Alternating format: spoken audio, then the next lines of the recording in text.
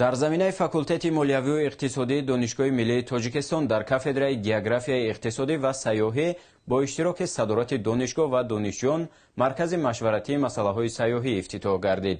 Дар расми ифтитоҳи маркази мазкур ректори донишгоҳи миллии тоҷикистон иштирок карда, ифтитоҳи чунин марказро дар донишгоҳ амри зарурӣ донистанд. гузориши навбатӣ дар таҳияи ҳамкоронамон Қиёмиддин Ҳомид ва Муроди Давлатхӯҷа.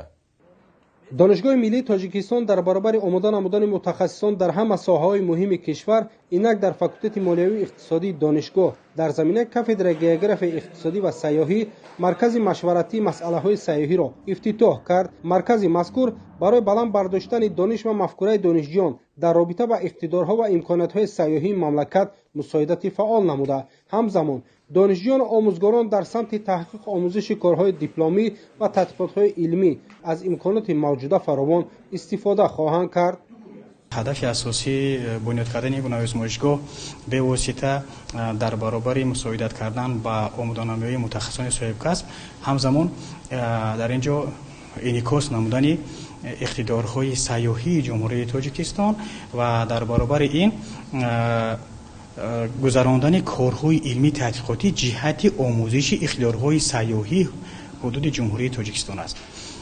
ва яке аз унсурҳои бениҳоят муҳиме ки боиси ташаккул ва пешрафти соҳа мегардад, албатта ин дуруст омода кардани мутахассисон аст, яъне мутахассисони соҳибкасб, зеро ки муаррифгари асосии имконият ва иқтидорҳои сайёҳии кишвар махс мутахассис маҳсуб меёбад.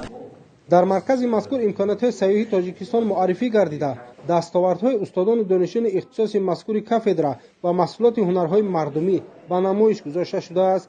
дар баробари ин корҳои илмӣ тадқиқотӣ, корҳои озмоишӣ, конфронсҳо, вохӯриҳо дар марказ анҷом дода хоҳад шуд.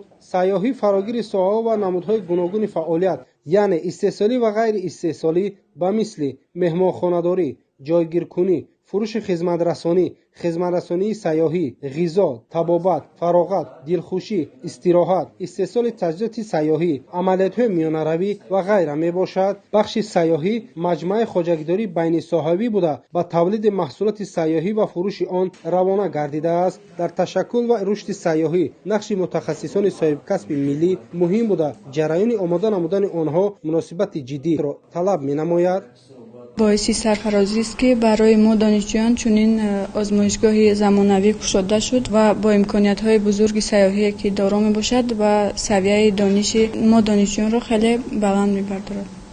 қобили қайд аст ки ҳамасола тавассути маркази миллии тестӣ ба ихтисоси мазкур 25 нафар донишҷӯ қабул карда мешавад ва ҳоло 86 нафар донишҷӯ дар риштаи мазкур таҳсил доранд. боиси зикр аст ки хатмкардагони ихтисоси сайёҳӣ дар ширкатҳои сайёҳӣ, кумитаи рушди сайёҳӣ назди ҳукумати ҷумҳурии Тоҷикистон, меҳмонхонаҳо ва дигар сохторҳои марбут ба сайёҳӣ ба кор қабул карда мешаванд. донишҷӯён бо 3 забон, яъне забони давлатӣ, русӣ ва англисӣ озодона ҳарф мезананд. масъулини донишгоҳи миллии тоҷикистон барои рушди соҳаи сайёҳӣ ва ҳамзамон омода намудани мутахассисони соҳа тадбирҳои амалӣ меандешад ки яке аз чунин тадбирҳо ин ба фаъолият оғоз намудани маркази машваратии масъалаҳои сайёҳӣ арзёбӣ мегардад.